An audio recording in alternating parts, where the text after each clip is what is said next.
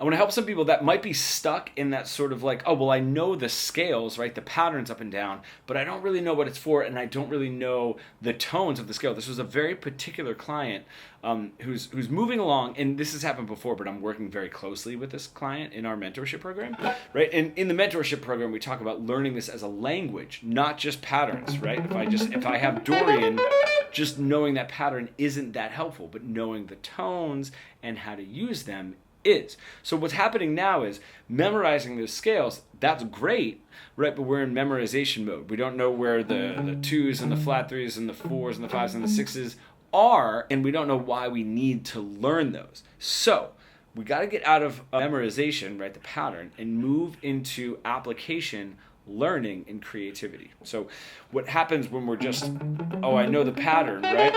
But I don't know the tones. I can't just find the six. Maybe I want to play that six over my four chord, but I can't find it that easily.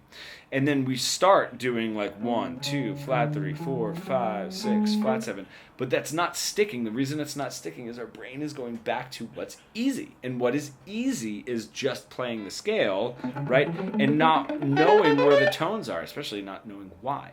So this is the best way to break out of that, right? This is a great exercise, even if you're just starting to learn your scales, is to get out of memorization and get into learning. All we need to do is apply it and add some creativity. Those are two cognitively different experiences. So let's add a little bit of creativity. So if you take a section of your scale, right? In this case, I'm just going to use from my root note here to the 4, right? That part of my Dorian scale. And I say, okay, I have a 1 to a 4, 7. Cool.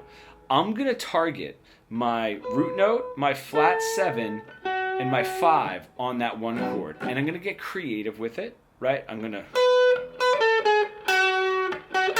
Cool, and then target my 6, my 1, and my 4, the tones that really exemplify that 4 chord. If I can do that and get rhythmically creative with targeting those notes, I'm still using the other notes as passing tones, right? My 1 chord, cool, 4 chord, back to the 1 chord, right? And I'm getting creative. We're going to move that from, I don't know, I just know the scale, sort of hollow, I don't know the tones, to something creative. And we can do that with any scale and any little part of the scale. And if you are stuck in that boring robotic, just running the scales up and down guitar solo plateau that we all get stuck into, and you really want to bridge the gap between your creative ideas and what you're able to play, becoming fully fretboard fluent, comment pro below and we can get started.